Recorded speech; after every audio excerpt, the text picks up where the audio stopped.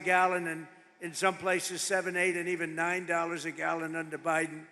Our policies have brought gas prices way down, and now at $2.37 a gallon. But I was in a beautiful place called Iowa 2 weeks ago, $1.85 a gallon for gasoline. Way down. All of it's come down. We inherited a mess with high prices and high inflation, and we've turned it around and we've made it great. And they don't mention, like I said before, they don't mention the word affordability, Kelly.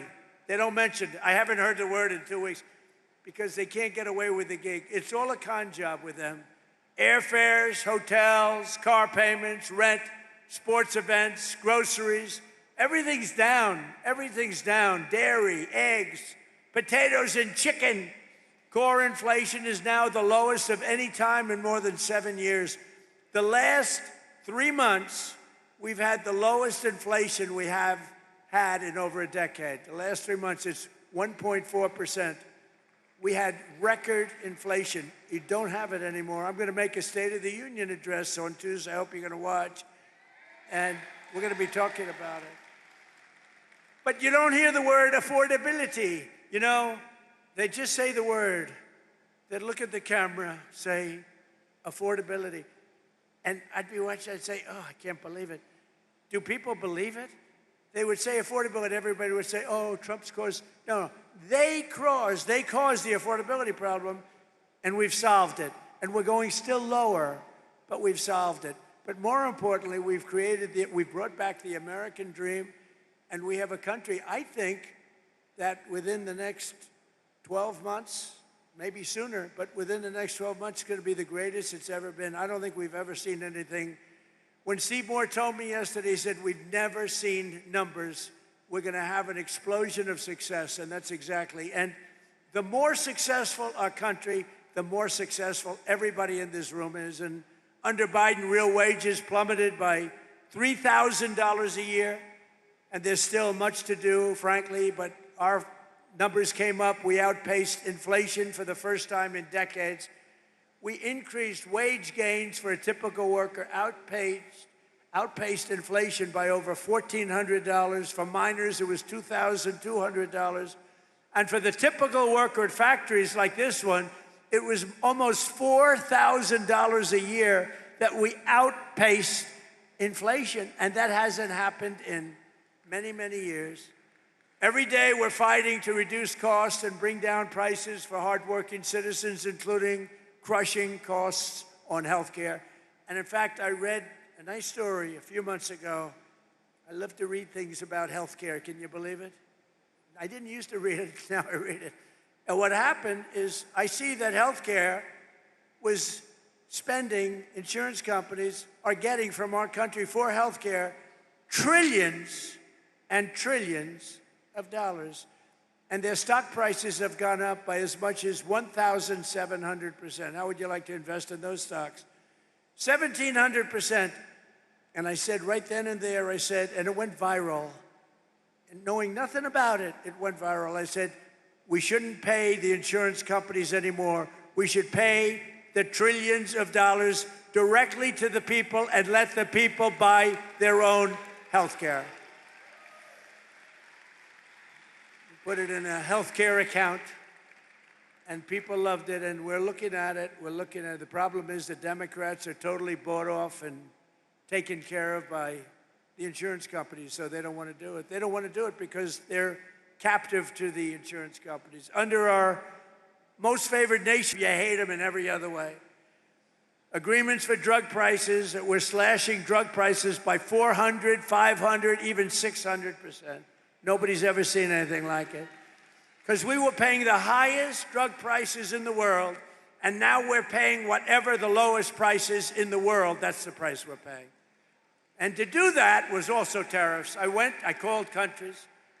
When I finally got the healthcare companies, the people that make the drugs to do it, and remember, that's going to lower your healthcare because medicine's a big part of the drugs, and it's coming down at numbers like that. But I got the drug companies to do it, and then they said, doesn't matter, you'll never get the countries to do it, because the countries had to agree. So a pill that's selling for $10 in New York is selling, let's say in London, in New York is selling for $130, 13 times more. Think of that, 13 times more. So they said, there's no way they'll ever do it. I said, yes, there is, 100%. I started calling the heads of countries, like France, Emmanuel Macron, he's a good guy.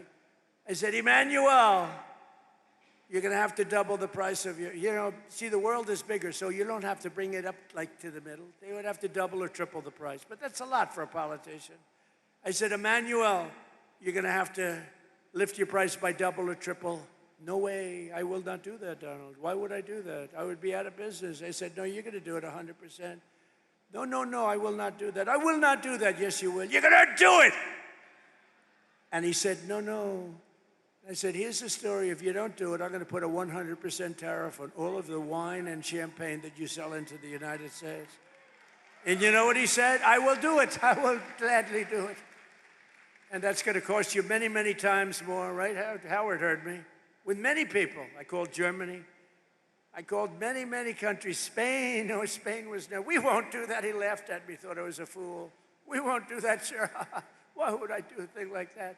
Because I'm going to charge you tariffs if you don't, and the tariffs are going to cost you much more than what we're talking about. And they all said, like I said, we'd love to do it. We'd be honored to do it. So the Republicans should win on that alone. Your drug prices are coming down by 70, 80, 90%, or, depending on the way you figure it, 500, 600, 700, 800, 900%. Think of it, depending on the way you want to calculate. There's two ways of calculating that number. We're also expanding the dream of home ownership, and we are really right now in American dream territory. One of the biggest factors driving up housing costs was the Biden border invasion, which brought in millions and millions of people flooding into your communities, getting government subsidies on homes. Foreign-born workers now make up over 1/3 of all demand for Georgia housing, driving up rent and housing costs. Now that we've secured our border, we stopped the invasion. Think of this. Millions of people came through our border every single year. Millions and millions of people. In the last 8 months, I don't even believe this could be possible, but it's close. 0. And that's done by radical left Democrats. Now, not one person in the last 8 months has come through our border, except if they come through legally. So rent prices have hit 4-year lows based on what we've done. By bringing down mortgage rates, we've also slashed the yearly cost of new mortgages by $4,000 a year. And new mortgage applications are up 30%, and Kelly Loeffler's doing a fantastic job. In the last 12 months, Fannie and Freddie Mac helped 22,000 first-time home buyers purchase a home right here in the great state of Georgia. I love Georgia. We won Georgia big, didn't we? Too big to rig. It was too big to rig. Vote for Burt Jones, vote for Fuller.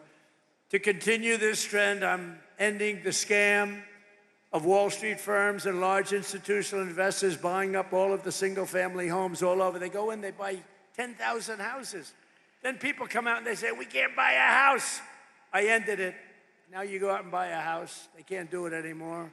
Georgia was affected by this issue more than almost any state in the union, but America will not become a nation of renters. We're not going to have a nation of renters. That's why I recently signed an executive order to ban Wall Street and large institutional investors from buying those single-family homes. Can't do it. Not allowed to do it.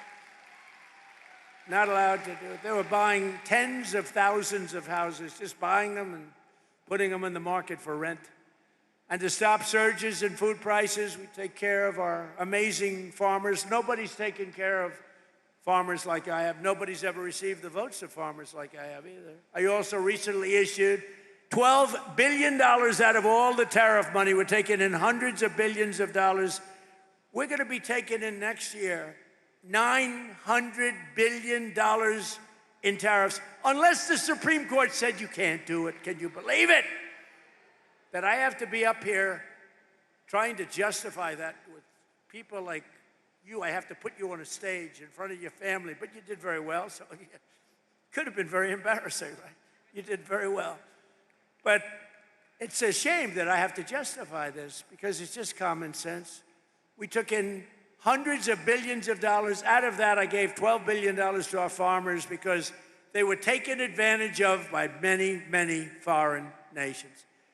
And just over 1 year ago, we inherited a mess, the results of ruinous inflation, economic surrender, a border invasion. They invaded our country, rampant crime and chaos all over the world. But today we've ended that disaster. America is back.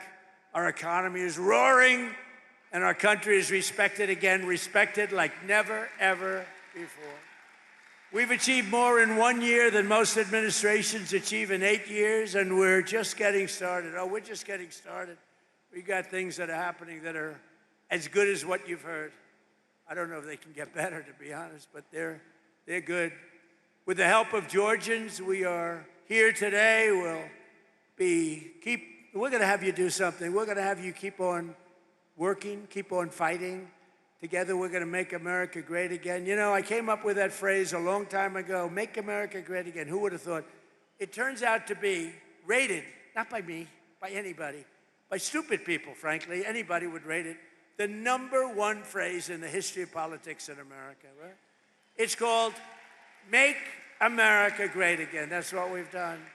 And when the past administration and guys like Barack Hussein Obama, have you heard of him? When they get up and they say, we will stop MAGA, we are going to fight MAGA, we must stop MAGA, I'd say, no. MAGA means make America great again. You don't want to stop that. And we're doing that, and we're doing it at a much more rapid pace than we ever thought possible. Even the enemies are saying what's happened in this country in 1 year is a miracle. And it's not a miracle. It's common sense. It's smart people working with incredible people like you, the people of Georgia. I want to thank you very much. And to this steel mill, I'm going to come back here in 2 years. I'm going to look it up. You'll be 3 times bigger, and I appreciate it. Great words. Thank you very much, everybody. Thank you.